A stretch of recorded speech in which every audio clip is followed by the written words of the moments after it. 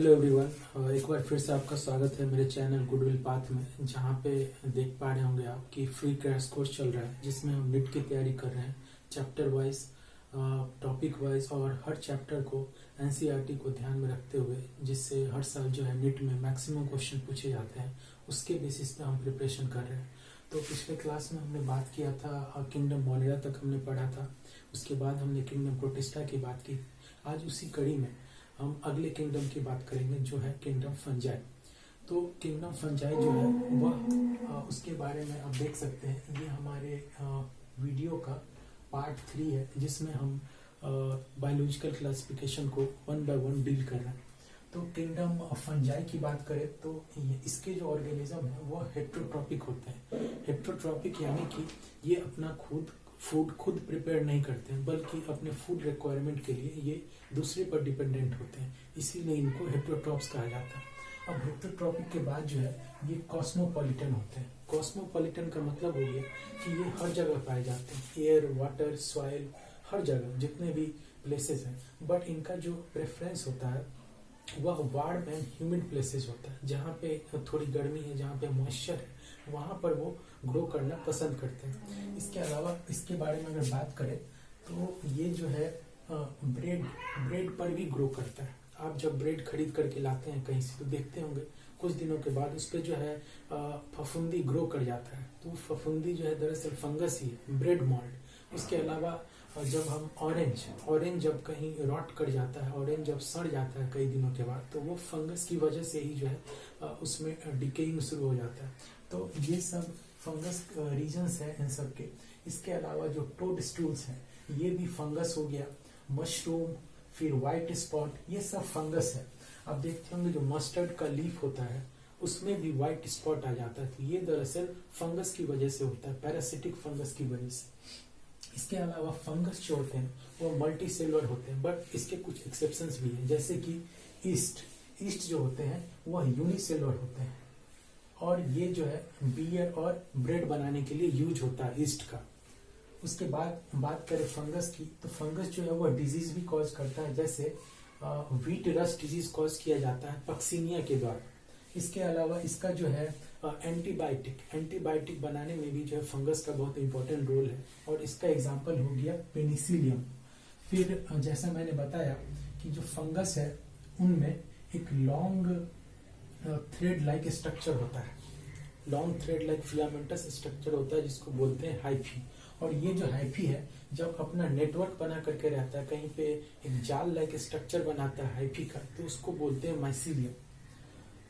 अब बात करते हैं कंटिन्यूअस हाइफी की। कुछ जो हाइफी होते हैं वो कंटिन्यूअस ट्यूब लाइक होते हैं, और उनमें जो है साइटोप्लाज्म मल्टी न्यूक्लिएटेड होता है। ऐसे हाइफी को हम बोलते हैं सिनोसिटिक हाइफी। ठीक है।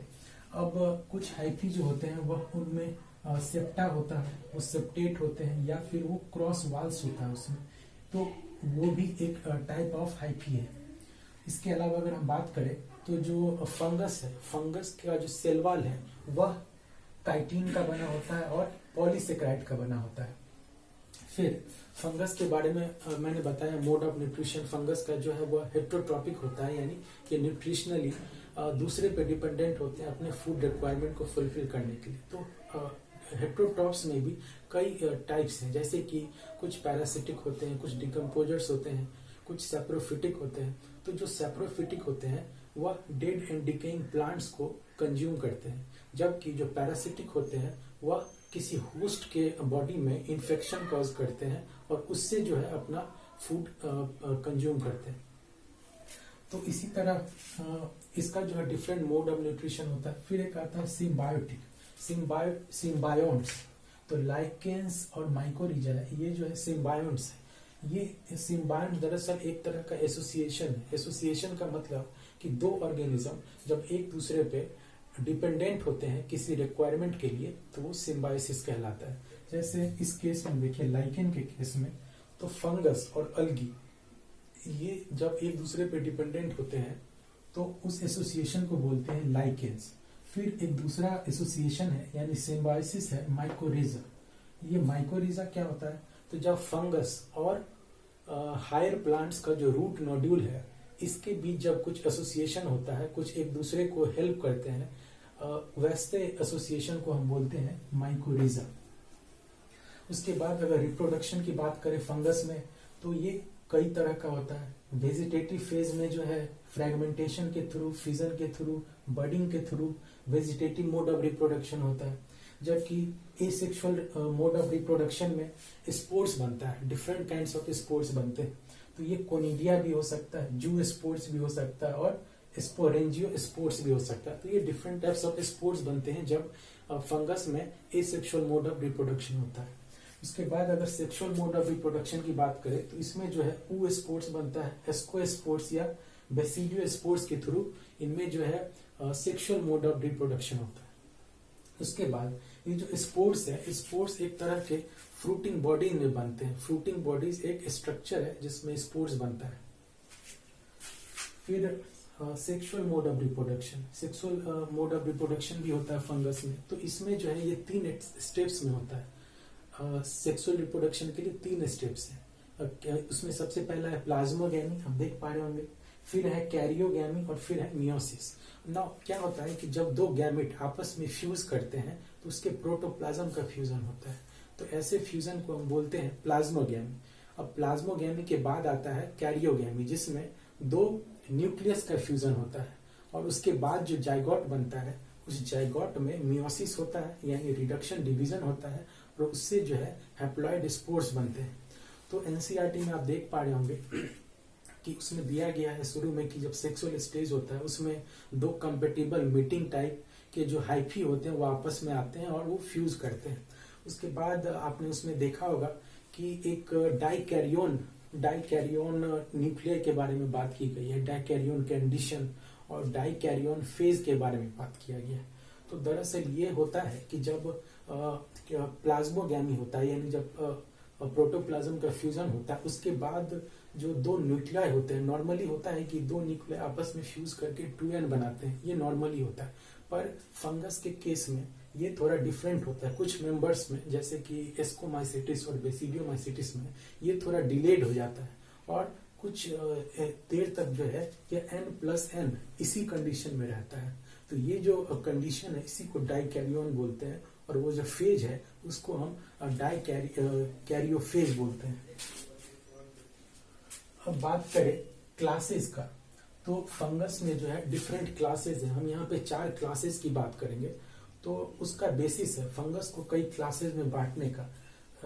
माइसीलियम, जैसे मैंने माइसीलियम के बारे में बात की, तो माइसीलियम जो होता है वह डिफरेंट टाइप्स का होता है, डिफरेंट स्ट्रक्चर्स का होता है। तो मॉर्फोलॉजी ऑफ माइसीलियम और मोड ऑफ रिप्रोडक्शन और मोड ऑफ स्पोर फॉर्मेशन, इस तीनों के आधार पे फंगस को 4 क्लासेस में बांटे गए हैं। वो कौन कौन क्लासेस है आइए देखते हैं। तो सबसे पहला जो क्लास है वह है फाइकोमाइसिटिस, सेकेंड क्लास है एस्कोमाइसिटिस, थर्ड है बेसिडियोमाइसिटिस, और जो 4th क्लास है वह है ड्यूटेरोमाइसिटिस। अब फाइकोमाइसिटिस की बात करें तो फाइकोमाइसिटिस के जो मेंबर्स हैं वह एक्वेटिक हैबिटेट में रहते हैं, यानी पानी में रहते हैं। फिर इनका जो है ग्रोथ जो है वह कहाँ पे होता है, जब डिकेइंग वुड, जो वुड जो है सड़ता रहता है लकड़ी या वुड का जो पार्ट है उसमें वो ग्रो कर सकते हैं। फिर मॉइस्ट और डैम प्लेसेस पे जो है वो ग्रो करते हैं। फिर ये ऑब्लिगेट पैरासाइट के रूप में भी, यानी फूड और वाटर दोनों के लिए जब होस्ट पे डिपेंडेंट होता है तब वो पैरासिटिक फॉर्म में भी सर्वाइव कर सकता है। फिर इसका जो माइसीलियम होता है यह एसेप्टेट होता है और सिनोसिटिक होता है। फिर इसमें जो रिप्रोडक्शन होता है वो एसेक्सुअल हो सकता है। एसेक्सुअल में जू स्पोर्स बनता है जो मोटाइल होता है। उसके बाद एप्लानो स्पोर्स भी बनता है जो कि नॉन मोटाइल होता है। फिर स्पोर्स जो होता है ये कहाँ बनता है, ये स्पोरेंजियम में बनता है, और ये अंदर में इंटरनली बनता है, इसीलिए इंडोजीनियसली कहा गया है। उसके बाद इसमें जाइगो स्पोर्स भी बनता है, ये एक डिफरेंट टाइप का स्पोर्स है। अभी हमने यहाँ जू स्पोर्स पढ़ा था जो कि मोटाइल होता है। अब जाइगो स्पोर्स की बात करें, जाइगो स्पोर्स क्या होता है, जब 2 गैमेट का फ्यूजन होता है तो फिर जाइगो स्पोर बनता है। उसके बाद इसमें जो गैमेट्स होते हैं वह कई तरह के हो सकते हैं, आइसोगैमेट्स भी हो सकता है और एनाइसोगैमस भी हो सकता है। आइसोगैमस यानी दो सिमिलर टाइप के, एनाइसो मतलब डिफरेंट टाइप्स के। और इसकी एग्जाम्पल की बात करें तो फाइकोमाइसेटिस में कुछ बहुत ही इंपॉर्टेंट एग्जाम्पल दिए गए हैं, उसको हमें याद रखना है। तो इसका एग्जाम्पल हो जाएगा म्यूकर, राइजोपस और एल्बिगो। म्यूकर को ब्रेड मोल्ड भी बोलते हैं और एल्बिगो को पैरासिटिक फंगस भी बोलते हैं, जो मस्टर्ड पे होता है। मस्टर्ड में ये फंगस होता है। अब दूसरा क्लास है हमारा एस्कोमाइसिटिस। नाउ एस्कोमाइसिटिस को जो है सैक फंजाई भी बोलते हैं, ठीक है, और ये ज्यादातर मोस्टली मल्टीसेलुलर होता है। इसका एग्जाम्पल है पेनिसिलियम, लेकिन कभी कभी रेयरली यूनिसेलुलर भी हो सकता है, जिसका एग्जाम्पल है ईस्ट। ईस्ट को यहाँ सैक्रोमाइसिस भी। फिर आता है कि इनका जो मोड ऑफ न्यूट्रिशन क्या होता है, ये सेप्रोफिटिक हो सकते हैं, डिकम्पोजर्स हो सकते हैं, पैरासिटिक हो सकते हैं और कॉप्रोफिलस भी हो सकते हैं। कॉप्रोफिलस का मतलब क्या हो गया, ऐसे ऑर्गेनिज्म जो डंग पर ग्रो करते हैं। उसके बाद एस्कोमाइसिटिस का जो माइसीलियम है, ये माइसीलियम ब्रांच्ड होता है और सेप्टेट होता है। फिर एसेक्सुअल स्पोर्स। एसेक्सुअल स्पोर्स क्या होता है, इनमें कोनिडिया होता है जो एक्सोजीनियसली यानी बाहर की तरफ माइसीलियम पर प्रोड्यूस होता है, और ये जो स्पेशल माइसीलियम है इसको बोलते हैं कोनिडियोफोर्स। अब ये जो कोनिडिया है यह जर्मिनेशन के बाद माइसीलियम को प्रोड्यूस करता है। अब इनमें जो है हमने एसेक्सुअल स्पोर्स की बात करें, अब हम बात करेंगे सेक्सुअल स्पोर्स के बारे में। तो जो एस्कोमाइसिटिस का जो सेक्सुअल स्पोर्स है, इसमें एस्कोस्पोर्स जो होता है वह फ्रूटिंग बॉडीज में अरेंज होता है, और इस फ्रूटिंग बॉडीज को हम क्या बोलते हैं, एस्कोकार्ड्स। अब इसका एग्जाम्पल की बात करें तो एस्कोमाइसिटिस में क्लैविसेप्स, न्यूरोस्पोरा, मोरल्स, बफेल्स, ये सब बहुत ही कॉमन एग्जाम्पल है एस्कोमाइसिटिस क्लास का। अब जो ये न्यूरोस्पोरा है, न्यूरोस्पोरा का जेनेटिक वर्क बहुत है, जेनेटिक इंपॉर्टेंस इसका बहुत है। इसके अलावा अगर हम बात करें मोरल्स और बफेल्स की, तो मोरल्स और बफेल्स जो है ये इडिबल होता है और ये बहुत ही स्वादिष्ट होता है, इसको लोग पसंद करते हैं खाना। अब जो अगला क्लास है इसको बोलते हैं बेसिडियोमाइसिटिस। अब बेसिडियोमाइसिटिस में क्या है, इसमें जो कॉमनली इसके में आता है वो सब है मशरूम, ब्रैकेट फंजी और पफ बॉल्स, ठीक है, तो ये सब इसमें इंक्लूड है। इसके अलावा अगर हम इसके हैबिटेट की बात करें तो ये सॉइल में ग्रो कर सकता है, ट्री के लॉग में, ट्री के स्टम्प्स में, लिविंग प्लांट बॉडीज में, पैरासाइट के फॉर्म में भी रह सकता है। तो ये डिफरेंट हैबिटेट है जहां पे ये ग्रो करते हैं। और जब पैरासाइट के फॉर्म में रहता है, इसका एग्जाम्पल रस्ट, स्मट, ये सब इनके एग्जाम्पल्स है। फिर माइसीलियम का हमको ध्यान में रखना है कि ये थोड़ा कंफ्यूजन हो सकता है। जितने भी ये चारों क्लास है, इस चारों क्लास को हमें एक टेबल के फॉर्म में याद रखना है। अगर आप इसका टेबल बना सकते हैं तो बहुत ही आसान हो जाता है, क्योंकि इसमें कुछ ऐसे वर्ड्स हैं जो चारों फाइलों में रिपीट किए गए हैं और इसमें थोड़ा थोड़ा अंतर है। तो इसका जो ये माइसीलियम है इसको हमें एक टेबल के फॉर्म में तैयार करना है। तो बेसिडियोमाइसिटिस का जो माइसीलियम है वह ब्रांच्ड होता है और सेप्टेट होता है। फिर इसमें जो एसेक्सुअल स्पोर्स है वह एब्सेंट होगा। वेजिटेटिव रिप्रोडक्शन जो है वह फ्रैगमेंटेशन के थ्रू होगा। सेक्स ऑर्गन्स इसमें एब्सेंट होगा। फिर ये जो प्लाज्मोगैमी है, प्लाज्मोगैमी में क्या होता है, फ्यूजन होता है। वेजिटेटिव सेल या सोमैटिक सेल्स का फ्यूजन होगा जो डिफरेंट स्ट्रेम्स के या डिफरेंट जीनोटाइप्स के हो सकते हैं।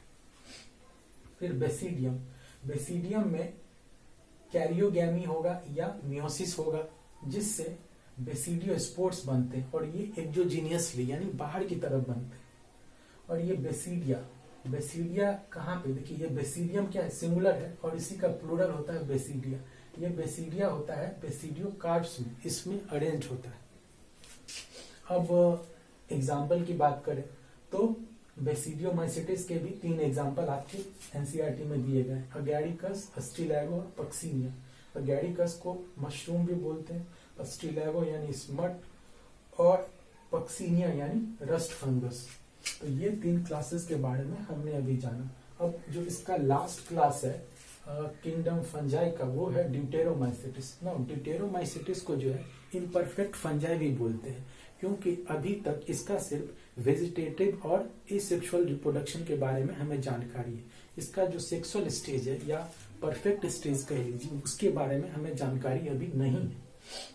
साथ ही ड्यूटेरोमाइसिटिस में जो माइसीलियम होता है वह ब्रांच्ड होता है और सेप्टेट होता है, और जैसा कि मैंने बताया कि यह एसेक्सुअली रिप्रोड्यूस करता है कोनिलिया के थ्रू, और ये जो है यह सेप्रोफिटिक भी हो सकता है, पैरासिटिक भी हो सकता है, लेकिन ये ज्यादातर डिकम्पोजर्स होता है और ये मिनरल रिसाइकलिंग में, मिनरल साइक्लिंग में हेल्प करता है।